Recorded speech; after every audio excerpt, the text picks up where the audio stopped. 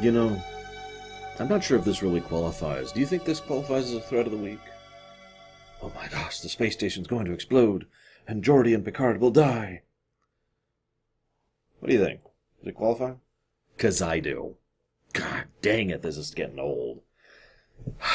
Naren Shankar wrote this episode. The gentleman, who at this point was a major staff writer. And according to him, he had multiple and repeated issues with the concept of this episode. And it does show... Oh, don't mistake me, this isn't Lamentation realm. This is more like, huh? The episode. It feels like there should be one or even two major things to discuss and bring up in this episode. And it does neither. I've actually seen a few other people's takes on this episode as well. And one thing that just about all of us tend to agree on is this episode seems like it's trying to hit hard-hitting issues, and isn't. It's simply too simplistic, and so it doesn't even really properly bring up the issues that it might otherwise be discussing.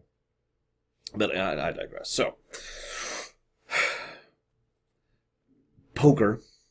The episode begins with poker. Why? Because the episode ran short. I've actually mentioned this already. Poker is usually used as filler, as something to pad the runtime. It's probably sad to mention that I think the poker scene is one of the better scenes in this episode. I mean, it's not great.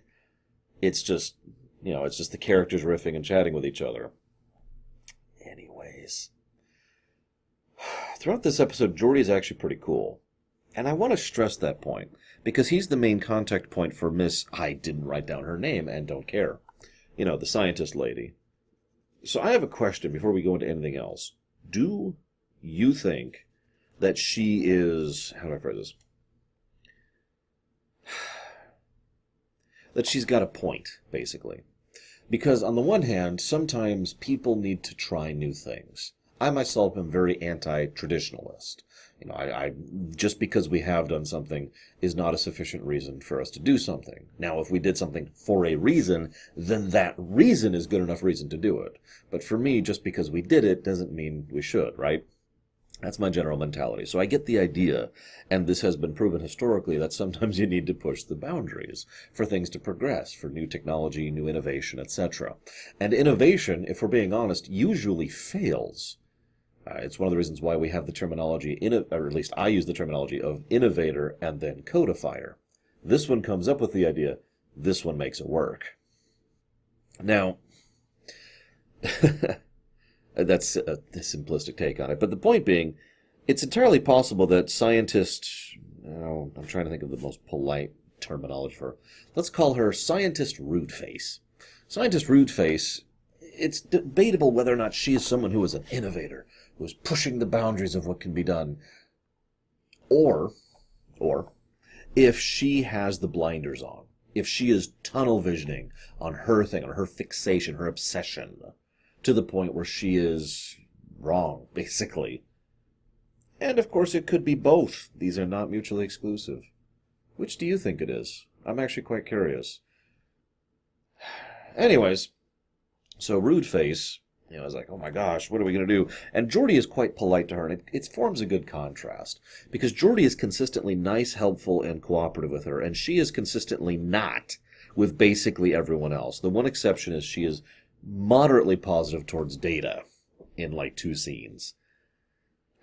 I was actually sitting down, I wrote down my notes here, I was trying to put into word why it is she's so irritating. And I never actually came up with a good answer for that. I think it's mostly because of the terminology that I just affixed to her. Rude face. Because she's rude. I don't like rude. You could see her point in several instances, but that doesn't excuse her being a dick, Anyways, and then the teaser finally ends at 6 minutes and 44 seconds. That is insane. It's not the longest teaser, actually. The longest teaser is like 15 minutes over in Discovery. But before that, the longest teasers were in the 7-minute range. Just think about that for a second. This isn't quite the longest teaser, but only by a matter of 15 seconds. Or 16 seconds, excuse me. That's... So, they mentioned the idea of the Replicator multi-tool. Can I just say, why have we never seen this since? Now, we know why, because it'd be a special effect that would be a nightmare to use, unless you used it very carefully and with precise camera work. But the idea of a replicator multi-tool is amazing, and I cannot believe we've never seen this before. Think about this for a second. We in real life have multi-tools. We have insane multi-tools. I have actually seen a multi-tool that would fit in my palm that is like 8 or 9 different tools in once. And I don't mean like in those stupid adverts overnight. I mean, I've actually had friends who work in the IT industry who use these things on a regular basis. Actual functional multi-tools. What the hell are you doing, Federation? Why are you carrying around a giant suitcase when you have replicators that can make and demake, and you even have micro-replicators, which is actually directly name-dropped in this episode? That is a brilliant idea. Maybe I need to patent this.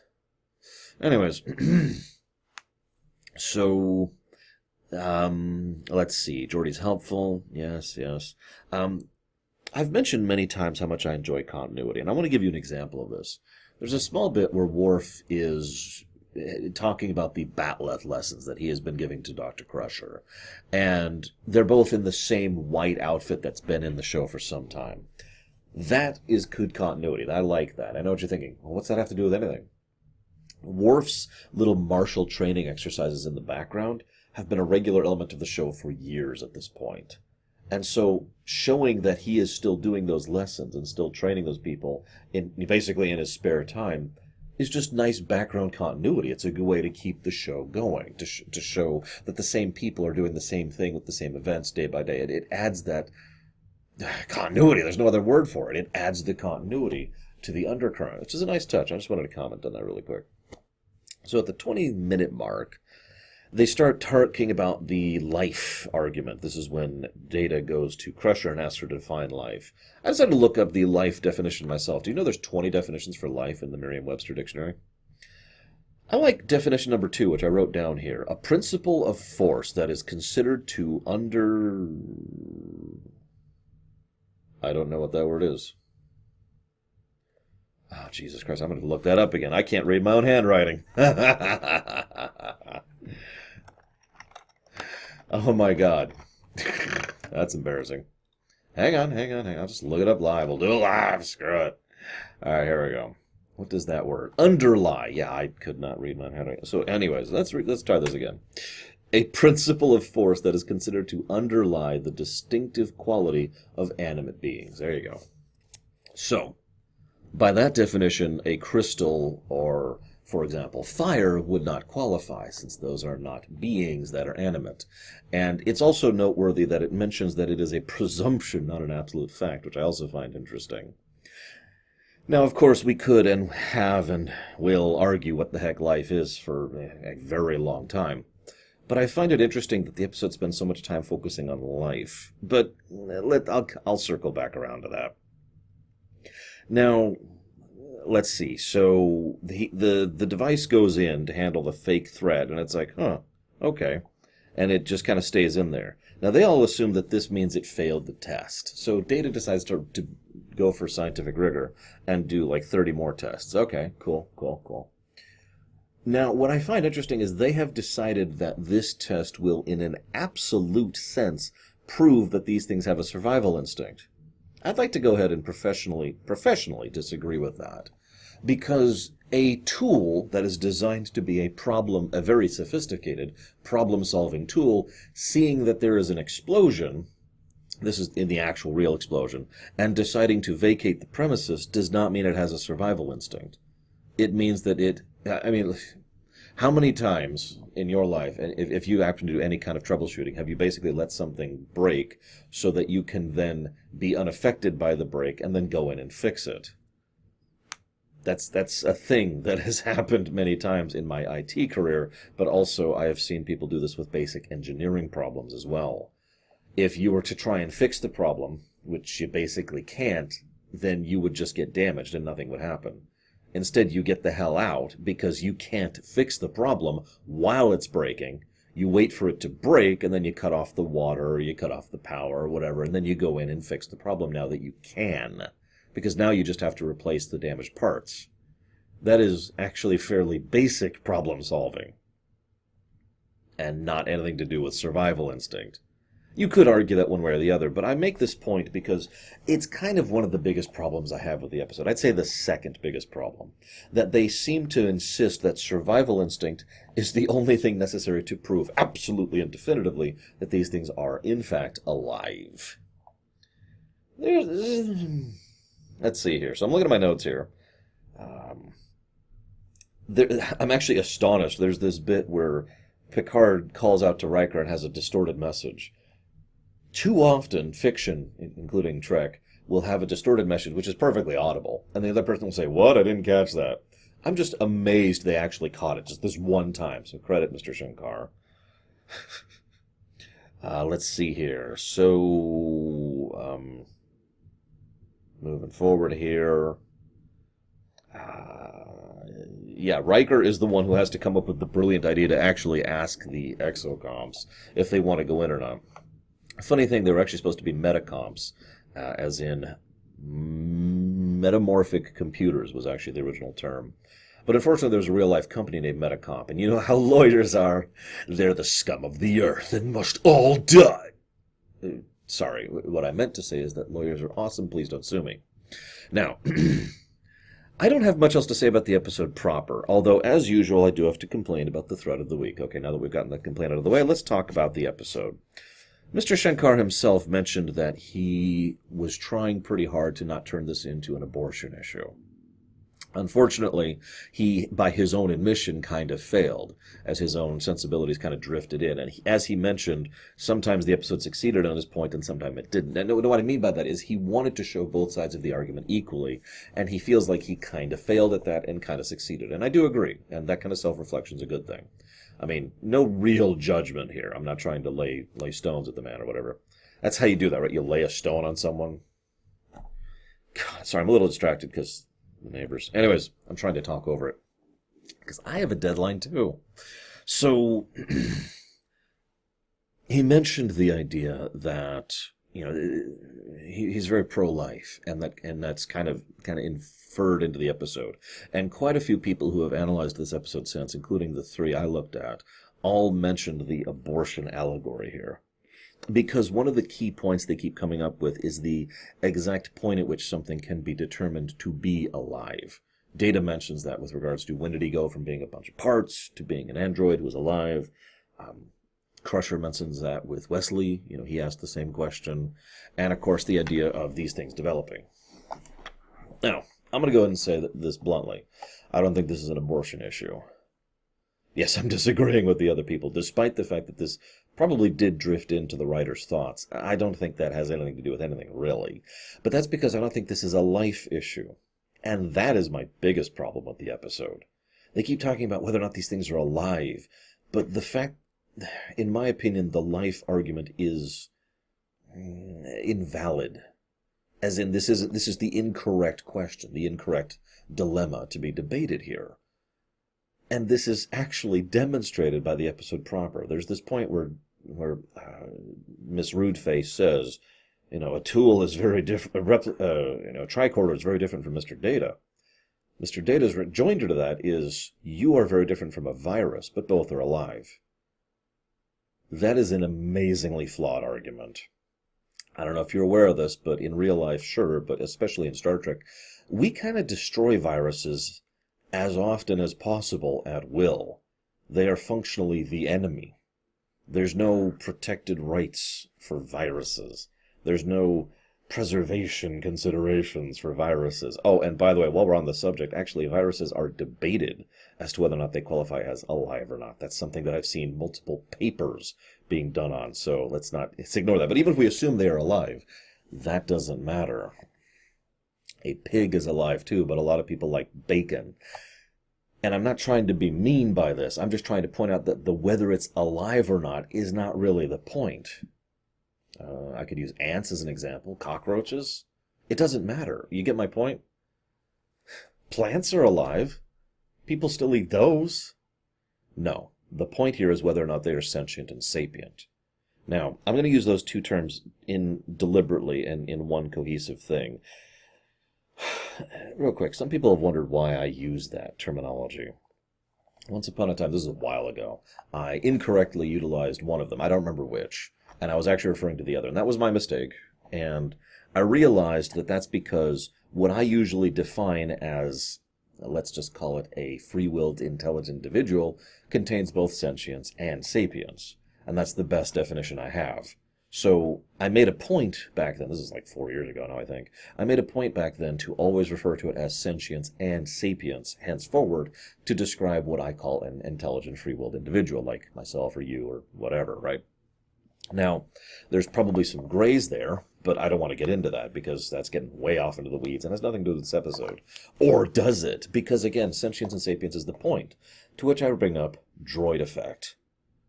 Droid effect has to be probably my most used lorium, even more than cloud effect, which is a common Star Trek thing, because droid effect is in so much of fiction. Probably because it's in real life, too. Droid effect actually applies to human beings. No, I'm serious. Droid effect is something of sufficient intelligence, with sufficient experience, and sufficient external stimuli, which I know these two could be seen to be the same, but whatever, in order to then develop into a fully sentient and sapient being. And that's humans. A newborn baby takes time, but has the sufficient intellect, the sufficient experience as it grows up, and sufficient external stimuli, this is specifically through other beings, other people, parents or whatever, in order to develop into another person. Make sense? That is droid effect in a nutshell. I named it after Star Wars, but the idea comes from real life, and I think that's why it's so common in fiction. Which brings us back to this. Was Data sentient and sapient at birth? That's a good question. I would argue no, but I admit I have no real evidence of that. Even lore, however, there are some inferences that he wasn't fully developed at first, that it took time, and as he developed badly, which led to the whole colony's crystal identity shutdown problem.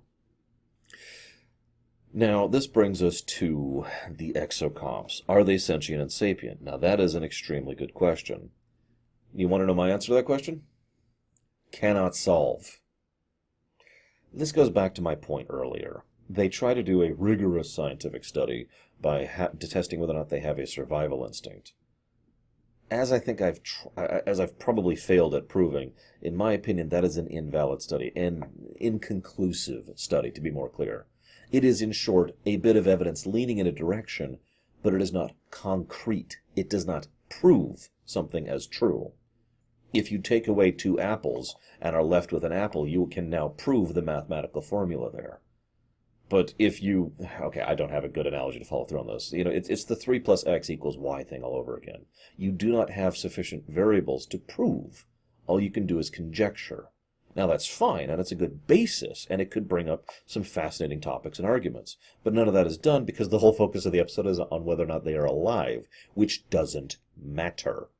And if I could be so bold, I don't think the episode ever proves if they're sentient or sapient. Oh, I know what you're going to point out. Well, they mention the thing at the end, and they come up with the new solution, and then one of them has to stay behind. Yeah, they're problem solvers. They know that station inside and out. This is mentioned more than once. They know how to fix it, and they know what's required to get the others out. That's just math. That is not sentience and sapience. Now, they might be, and certainly the episode wants to make it seem like they are alive, but again, alive and sentient and sapient are also not the same thing. See my cockroach or virus reference earlier. You get my point? There's some awesome possibilities here, in my opinion. I happen to love the sentient-sapient debate thing. I like Measure of a Man. I like a lot of what they do with the Doctor over on Voyager. And I bring up both of those on purpose because I know people in real life who are fans of Star Trek who think that Data and the Doctor are not sentient and sapient. Now, I say that with that tone because I find that to be ludicrous. But there are people who still think that. There's still room for debate. Because, well, sentience and sapience isn't a proven variable. It's not 3 apples. It's this nebulous concept that I have to use this whole terminology of S and S. Actually, I wrote that down in my notes. I just put S and S nowadays. In order to try and get across a vague idea of what I'm intending. Most of you probably know what I mean when I say that, but can you define it? And thus we have the fascinating concept of the episode. Can we begin to communicate with these things? Can we interact with them? Now, I know what you're thinking. Lore, we've done this before. We've done the whole is the new life form thing. In fact, we did that with the silicon crystal things all the way back, and I guess that was season 1 or 2. I actually don't remember. It's kind of an unmemorable episode. Ugly sex and mostly water, that one. We did that with Wesley's nanomachines. That would have been at the beginning of season 3, I want to say. And I feel like we've done that as well prior to this, and I know we'll do this after this. So why rehash the same story? Well, that's a good point. So why not make this story about data? One of the ideas I've heard shopped around, and I love this idea, is turn this episode into a trial. Now, this would, of course, remove the threat of the week, which is awesome, and it would shift the stakes from being, will someone die, to Data's career. Now I know what you're thinking. We've already done a trial with Data. No. This is about Data. This is a character episode about Data, but the trial is him having to prove that what he did was in the interests of what he believed were a sentient and sapient species, that he would received what he believed to be an illegal order. The military, a good military, cannot be ordered to sacrifice civilians. That's an illegal order. And that especially is true for something like Starfleet. Like, you can't just say, I'm going to shoot these civvies in order to save these military personnel. It doesn't work that way. If someone was to be, if Riker ordered Data to sacrifice himself, that absolutely is a thing that can happen in real life as well as in Starfleet. And that will come up later with Troy in an episode most of you probably remember. But you can't do that with civvies. The rules are different. Ergo, Data would then have, it's basically the events of the episode kind of already happened. We'd probably have some flashbacks here and there, but the idea is that Data is being called to task to prove that what he received was an illegal order, that this court-martial is invalid because he was actually following procedure and protocol correctly, because he believed he had sufficient evidence to have... What's a good terminology for this? I'm sorry, I keep leaning on this thing and it keeps creaking. I apologize. That he believed he had sufficient reason. I don't know I don't know the proper legal term, and I can't think of it right now for some reason. To believe. Just cause? No, that's not right. Hang on, this is going to bug me. He believed he had reasonable suspicion. There we go. He believed he had reasonable suspicion that the exocomps were sentient and sapient, and as a consequence would qualify as, independent life that cannot be ordered, as civilian life, like I mentioned earlier, that cannot be ordered to its death, period, regardless of the circumstances.